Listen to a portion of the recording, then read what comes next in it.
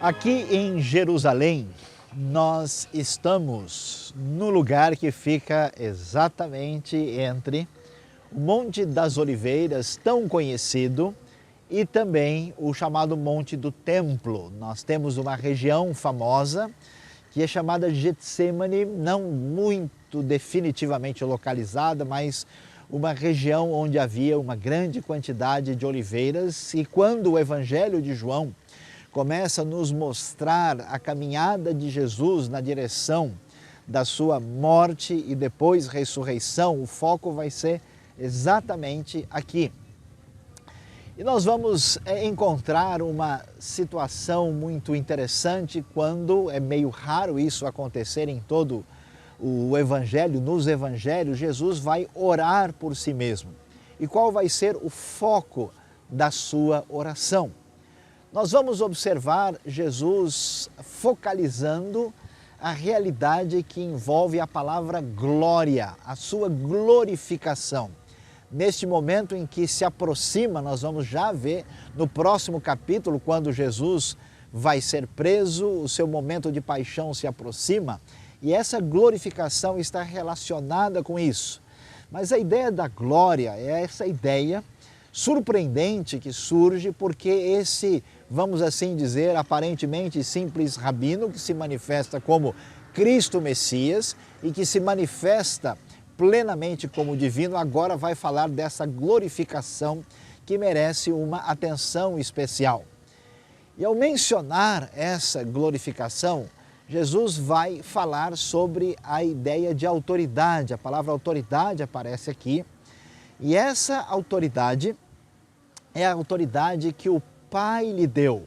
O Pai lhe concedeu, então, essa ideia de que ele, de fato, tem uma posição diferenciada no plano de Deus, que faz parte daquilo que envolve essa glorificação do Filho, na qual nós devemos crer. Afinal, ele se apresenta de maneira muito clara como aquele em quem nós devemos crer, em quem está a grande obra de Deus. Por isso, está apresentado aqui em quem nós devemos crer. Devemos crer em Deus e devemos crer em Jesus Cristo, a quem Ele enviou. Então é muito claro, por mais que as pessoas possam ter as ideias mais diferentes sobre Jesus, alguns o imaginam como líder político, uma pessoa que de certa forma tentou revolucionar algumas ideias dentro do judaísmo, outros o entendem como uma pessoa religiosa muito piedosa que não foi bem entendida. Mas João vai deixar bem claro que Jesus é o enviado de Deus e que ele se apresenta desta maneira como este que vai receber essa glorificação. E para que ninguém tenha qualquer dúvida a respeito do assunto, ainda aí nesse pequeno trecho, nesse pequena perícope que vai até o versículo 5, Jesus vai falar a respeito da glorificação que o Pai irá lhe conceder. E essa glória que ele pede a Deus na sua oração, inclusive a oração começada pela palavra Pai, que é um conceito muito mais raro no Antigo Testamento, aparece aqui a ideia de glorifica-me conforme a glória que eu tinha contigo antes que o mundo existisse. Vamos observar com bastante clareza que um dos propósitos fundamentais de João é mostrar que Jesus não é só o Cristo, Jesus não é somente o profeta, Jesus não é somente alguém poderoso em palavras e obras, Jesus é divino. A clara menção de que a glória que ele tinha antes com o Pai e que agora na encarnação, depois da sua trajetória, a ideia clara é que ele fez tudo aquilo que o Pai desejava e que o Pai está no controle. Há uma ideia de clara supervisão divina. Deus, a tudo que está acontecendo está na hora, os discípulos são aqueles que o Pai deu, tudo, vamos assim, está debaixo dessa grande ação de Deus, do seu planejamento soberano. Ele fala da glória que ele tinha antes que o mundo existisse. Fica claro que o Senhor Jesus, que vai sofrer e vai passar por uma glorificação da cruz, terá a glória antes da criação, porque ele seguramente era Deus.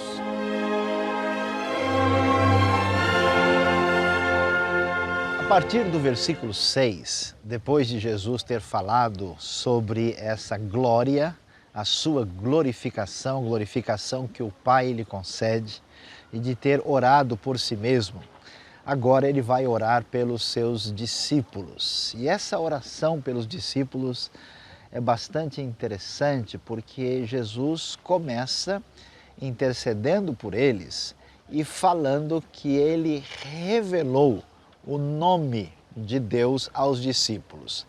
Isso tem um significado muito especial. Os judeus desde a antiguidade entendiam que a maneira de termos acesso a Deus se dava por meio da sua palavra, por meio do seu nome. Deus era conhecido especificamente por causa do seu nome. Isso quer dizer que isso revelava quem Deus era desde a antiguidade. Olhando para isso, aqui nós vamos ver que Jesus, ao dizer isso, que ele revelou quem Deus é, isso significa que na pessoa de Jesus está a verdadeira revelação de Deus. Tanto é que Jesus vai dizer que esses discípulos têm obedecido a sua palavra. Isso significa que a palavra de Jesus equivale à palavra divina. Vamos entender que nós temos pessoas do contexto judaico que estão aguardando um Messias e estão caminhando na compreensão de quem Jesus é. Portanto, ele revela que o conhecimento adequado de quem Deus é, esse conhecimento que leva a um crer, esse crer que está ligado com essa vida eterna que é recebida quando se crê em Jesus e se entende a sua relação com Deus e a revelação que temos de Deus para nós. Portanto, é importante destacar que essa vida eterna, que muitas vezes pensamos apenas na vida futura depois da morte, é uma realidade já presente. Quem crê, João vai dizer, tem a vida eterna. Esta vida eterna que é bastante, vamos dizer, discutida, apresentada e reafirmada por todo o Evangelho. E Jesus vai preocupar-se com os seus discípulos. Preocupar-se por quê? Porque no mundo judaico havia uma distinção. Que tipo de distinção? Existe um povo da aliança, existe aqueles que se opõem ao povo da aliança, que são geralmente os inimigos, tão retratados, por exemplo, nas orações dos Salmos, quando se vê a dinastia davídica ameaçada.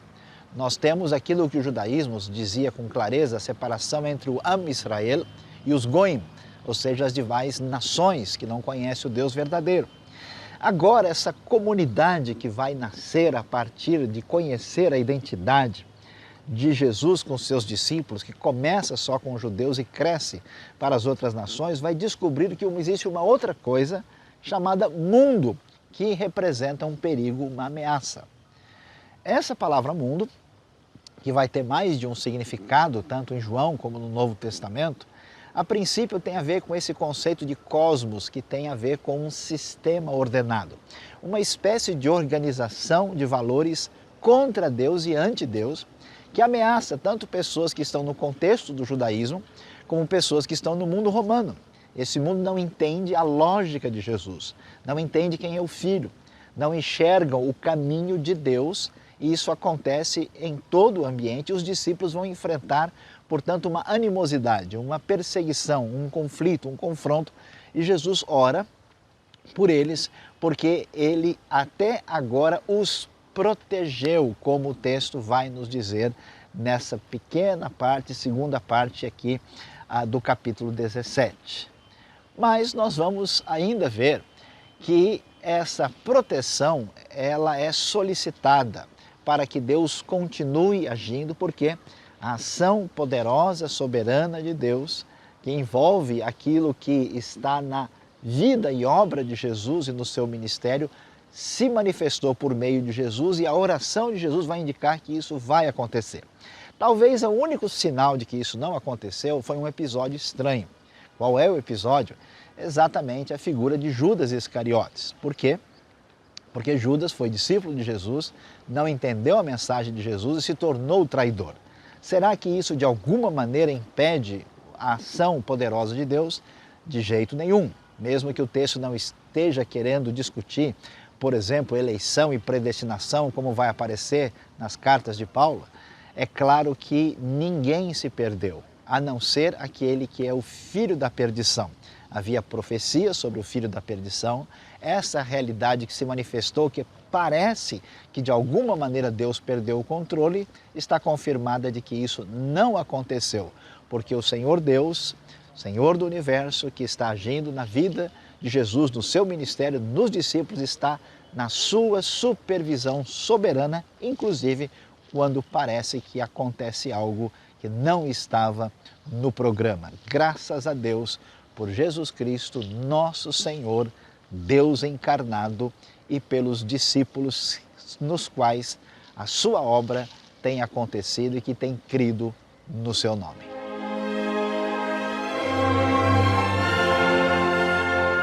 Jesus orou pelos seus discípulos.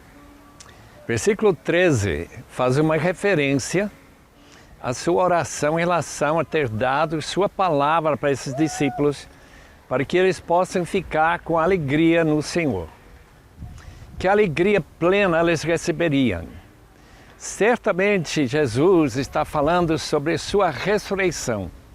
Ele tinha falado que ele ressurgiria, mas ele não tinha acreditado. Sua alegria não foi grande quando Jesus morreu. Mas uma vez que ele voltou e ficou com eles, a sua alegria foi plena e total. Daí Jesus passa a orar, intercedendo pelos discípulos em relação ao mundo. O mundo odiará os discípulos de Jesus pela simples razão que eles são de Jesus. Se não fosse ele, o Filho de Deus, aqui no mundo que jaz no maligno, não haveria tanto perigo dos discípulos serem totalmente destruídos pelo maligno. Ele vai orar por eles para que esse maligno, que é o diabo, não venha realmente ganhar essa vitória na batalha entre Deus e o diabo. O fato que os discípulos estão no mundo é necessário. Jesus não pede para Deus tirá-los do mundo. Muito pelo contrário, que aqui no mundo eles sejam protegidos. A razão que é importante que eles fiquem no mundo é porque Deus amou o mundo. E que Ele é o Cordeiro, Jesus é o Cordeiro que vai tirar o pecado do mundo. Portanto, eles precisam ficar aqui. Mas para essa finalidade, eles precisam ser santificados. E a própria palavra santificação significa separados do mundo. O mundo que é inimigo, o mundo é aquela área em que o demônio controla, em que ele tenta, em que ele segura para si mesmo pessoas que vão continuar pecando cada vez mais. Os discípulos, vivendo nesse meio, têm que mostrar que eles são de fato santificados como Jesus ficou santificado. Isso envolve o quê? Envolve não somente deixar o pecado, combater todo erro, combater toda teologia errada sobre Jesus, mas significa também que uma vida de serem enviados. Jesus foi enviado pelo Pai e agora ele vai enviar os discípulos tal como ele também foi enviado. Alguns deles vão morrer, muitos acham que todos morreram, menos João. Mas nesse caso, a vida desses discípulos no mundo vai ser um testemunho para que eles saibam, quer dizer, que o mundo saiba que eles realmente são de Deus, que eles foram enviados por Deus. Daí nós percebemos a ressurreição em primeiro lugar. Em segundo lugar, que dentro do mundo eles sejam separados e que guardem a palavra do Senhor. Além do mais, que eles sejam protegidos do maligno. Não somente fisicamente, mas especialmente espiritualmente. E mais ainda, que eles sendo santificados dessa forma, elas saibam que eles têm uma missão no mundo, para cumprir essa missão nesse mundo em que eles estavam vivendo e mostrando a realidade de Jesus em tudo que eles falavam e faziam, santificados como eles foram do Senhor Jesus. É uma alegria saber que neste mundo Jesus continua intercedendo por nós. Hebreus 7 fala dessa realidade, versículo 25, que ele se mantém lá diante do Pai intercedendo por nós, mesmo quase 2000 anos depois desta oração em João 17.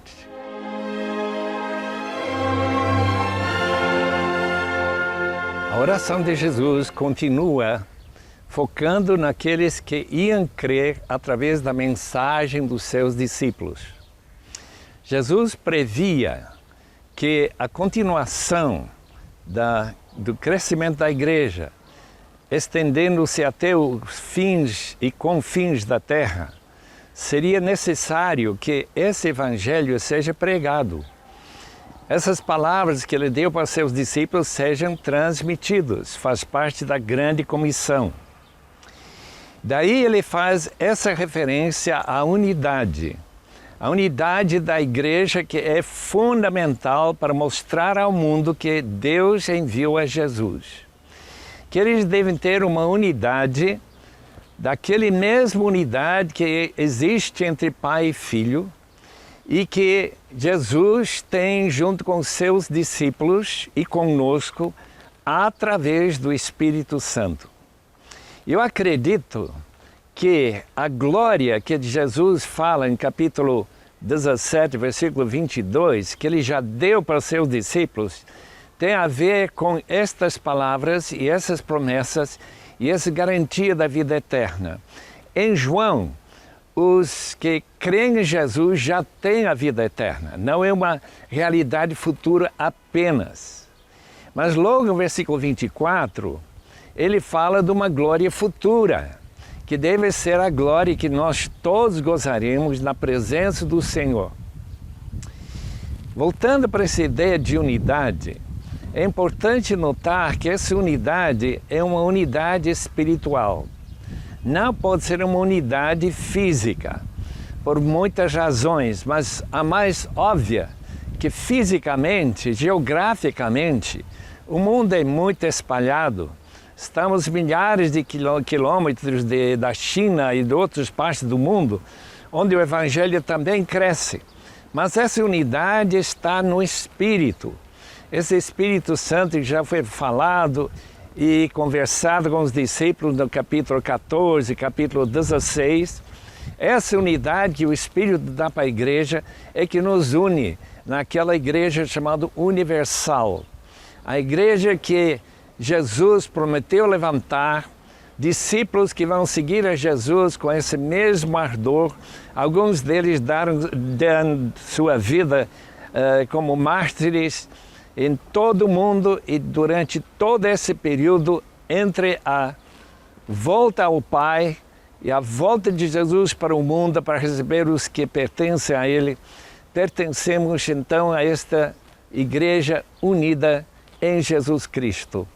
É tão importante para nós lembrarmos que ainda que o mundo tem mais de 30 mil denominações e que algumas delas são bem bélicos nas suas atitudes uns com os outros, são rivais, às vezes condenando um ao outro, mas se são pessoas que realmente amam ao Senhor Jesus, que amam a sua palavra como os discípulos amaram, se eles receberam o Espírito Santo para nascerem de novo, como já vimos em capítulo 3, com certeza esses discípulos também farão parte dessa igreja invisível e universal.